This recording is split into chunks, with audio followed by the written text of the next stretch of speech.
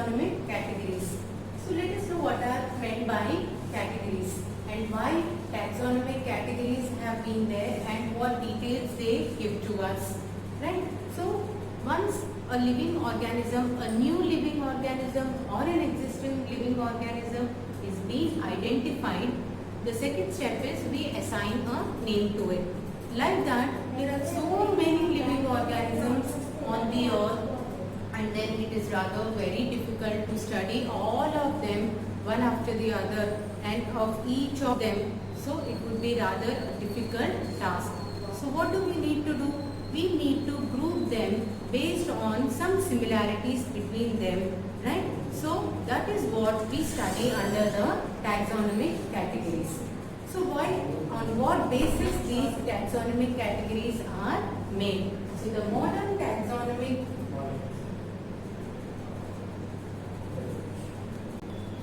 in modern taxonomy, what references they take? They take with reference to the external and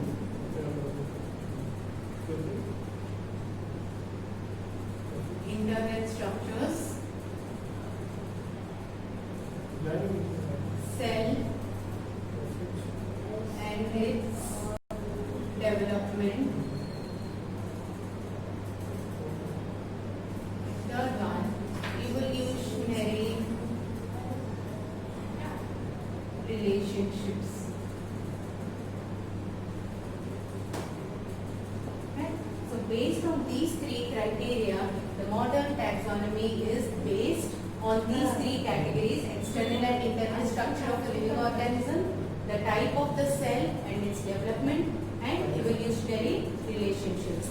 So taking these three criteria, a particular living organism is being given a taxonomic arrangement. So this taxonomic arrangement, it is called as taxonomic hierarchy. So hierarchy means the levels, the different levels it is assigned.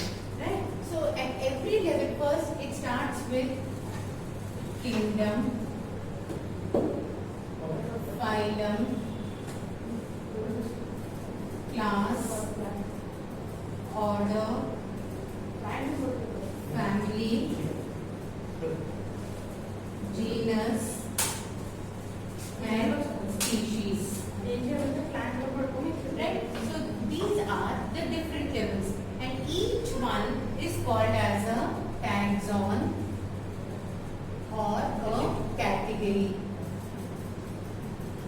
Okay, and all these together they are called as taxonomic hierarchy.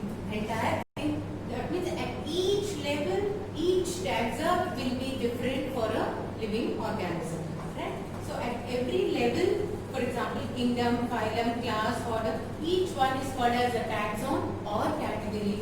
Together it is called as taxonomic hierarchy. Okay. Next. So from species, genus and family, till here more or less it depends on the similarities. Based on some similarities between different organisms up to these three. Whereas from order, class, family to kingdom, it depends on the aggregate of characters.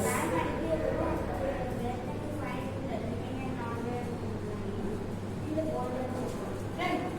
And as we ascend up from the species, so as I had earlier said, species is the basic unit of classification. There are approximately 1.7 to 1.8 million species on this earth. Right? So from species, genus to family, it is based on some similarities. But when it is going up, that means when it is ascending up, when it ascends up to the highest category, the kingdom, the similarities decrease and the categories will broaden up. Right? And then what happens?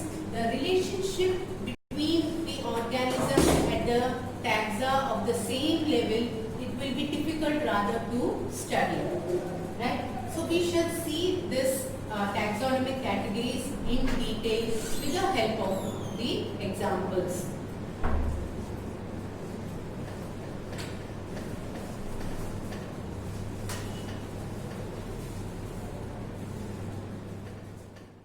Potato. So each one is an example. The different two examples, the brinjal and potato, two different kinds of species. Coming to animals, lion, tiger, leopard. So these are the different examples. So species, right? Then coming to the genus. So coming to brinjal, potato, lion, tiger, leopard, these are the different examples. Any living organism on the earth, any living species is being taken here. But when it comes to the next level genus, how do we group them based on their similarities? How do we assign a noun form to it? For example, brinjal and potato. So it has got the name Solanum tuberosum for potato. Solanum melongena. Whereas here it has got a noun form Panthera, Leo, Tigris, Pardus. So this is for lion, tiger and leopard. Right? So if you observe here, the species name is being changing. Here Leo for lion, Tigris for tiger, Pardus for leopard. But then since there are some similarities between them, they are all grouped under the same genus name, that is Panthera. So Panthera Leo, Panthera Tigris and Panthera Pardus for leopard. Whereas here brinjal and potato are two different kinds of species. But then based on their morphological features, Solanum tuberosum, Solanum melongena. So if you observe here, the genus remains the same, whereas the species are different. So concluding to it, so species, any organism can be taken at the species level. So the species, similar species, all the similar species are grouped into the next rank or taxon or category, that is the genus. So all related species are grouped in under or are related under one common genera. Next, the next taxonomic level is the, or in hierarchy, it is the family. So family, for example, the Solanum tuberosum, Solanum melongena, so they all belong to family Solanaceae. Okay, ACA. So it ends with these words for the plant, for family. Like that, so many, so here example Datura, Petunia and these tuberosum, melongena, these all come under one family Solanaceae. Like that, another family Convolvulaceae. Right? So these are the two different classes. While coming to here, Panthera, Leo, Tigris, Pardus and all, they all belong to the cat family. So we can name them as Felidae. Okay, like that, when it comes to the family, Felidae, Canidae. Okay, so family, Felidae and Canidae. So these all examples, the different cat ones, the dog varieties and all, they are grouped under the family Felidae and Canidae in animals. Is that clear? So up to here, more or less the similarities are same. But then when it is ascending up to the order, class, phylum and kingdom, as I said, the categories will be broadened up and there are some aggregate of characters. So once it comes to order, in aggregation to Convolvulaceae and Solanaceae, it is grouped under the order Polymoniales. That means, I can summarize it by saying that the different families having some vegetative and reproductive characters similarly, okay, they can be grouped under one order Polymoniales. Now coming to here, can be grouped under the order Carnivora, which has order Primata. Okay, Carnivora and Primata. Okay, so this Carnivora includes Canidae, Felidae, order Primata includes monkey, gibbon, gorilla. Right? These are all included under the order Primata. Order Carnivora, order Primata. So here, as I had mentioned, Felidae and Canidae are grouped under Carnivora, whereas the order Primata includes the different examples like monkey, gibbon and gorilla. Right? So as we are ascending up, the number of similar characters decrease, where the aggregate of characters are seen in the picture. Next, coming to the class. So here, the species, genus, family, order, class. When it comes to here, so we give them like they belong to the monocotyledonate, or they can be dicotyledonate. And for phylum, usually for plants, we give it as division also. In division, either it can be Angiospermae, Gymnospermae, and kingdom Plantae. Whereas here, so the order Primata, monkey, gibbon, gorilla and all, when it comes to the class, all these similar ones, the Carnivora, the Primata and all are grouped under the class Mammalia. That means up to here we are seeing the different examples having same characters, but when it is coming to class Mammalia, what is happening here? The cats are different, the dogs are different, the lions and leopards and all are different, man is different, monkey, gibbon, gorilla, but they all are grouped under class Mammalia. What are mammals? The ones which give birth to the young. Right? So the Carnivora and order Primata, the two different orders with the different examples, are grouped under class Mammalia. So what is meant by Mammalia or mammals? They are the ones which give birth to the young ones, right? So the different examples with the different orders, right from the basic level, the species level, when they are coming up to the level or the rank or taxon or category, they are grouped under the class Mammalia. And then they belong to the phylum Chordata. I think you know the difference between chordates and non-chordates. Chordates are the animals which have the basic hallmarks. What are the basic hallmarks of the chordates? They have a tubular notochord, hollow nerve cord, and then pharyngeal gill slits, post-anal tail. Right? That means they have all these four hallmarks which can be categorized under the phylum Chordata. Right? So these all come under Chordata. And finally, the last one, they all belong to the kingdom Animalia.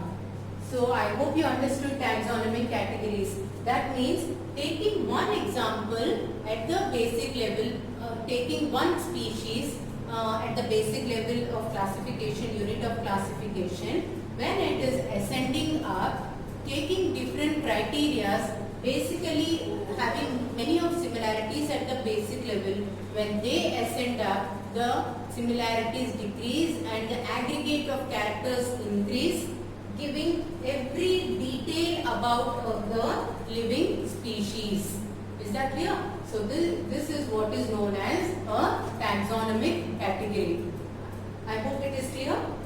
So the brinjal and potato, the two different species, related, that means the related species are grouped under genera Solanum, and then the related genera are grouped under the family. So here it is Solanaceae, Convolvulaceae. The related families are grouped under the order. Here it is Polemonians, and based on that either monocotyledonate or dicotyledonate.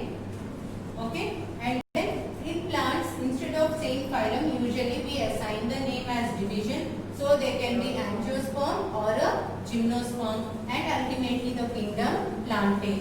Whereas here in kingdom Animalia, taking the different examples lion, tiger, leopard and all the species, they are grouped under a common genera Panthera, and then they are grouped under the family Felidae and Canidae, the cat family and the dog family, and then they are grouped under two orders Carnivora, order Primata, and then class Mammalia, the ones which give birth to the young ones, and then they are grouped under the phylum Chordata, which have all the hallmarks notochord, nerve cord, pharyngeal, gill slits and anal tail, and then ultimately the kingdom Animalia.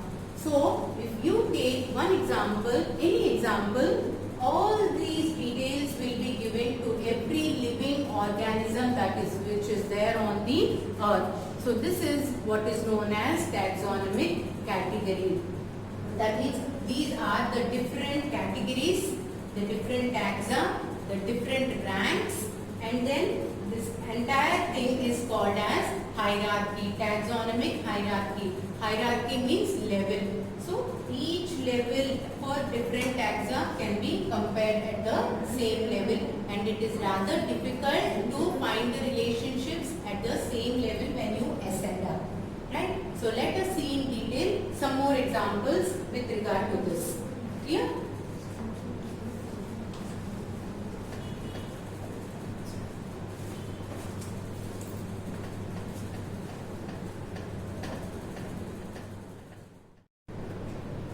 Scientific name, common name, scientific name, genus, family, order, class, phylum or division, kingdom. Okay. So let us take the example of human beings. So what is the scientific name of the human being? Homo sapiens. So sapiens is the species written in small letter. Homo is the genus written in capital letter, the noun form. So what is the genus? Homo. It belongs to the family Hominidae. Okay. Then order Primata, class Mammalia, phylum Chordata, kingdom Animalia. Okay. Next one. Next example, you can take housefly.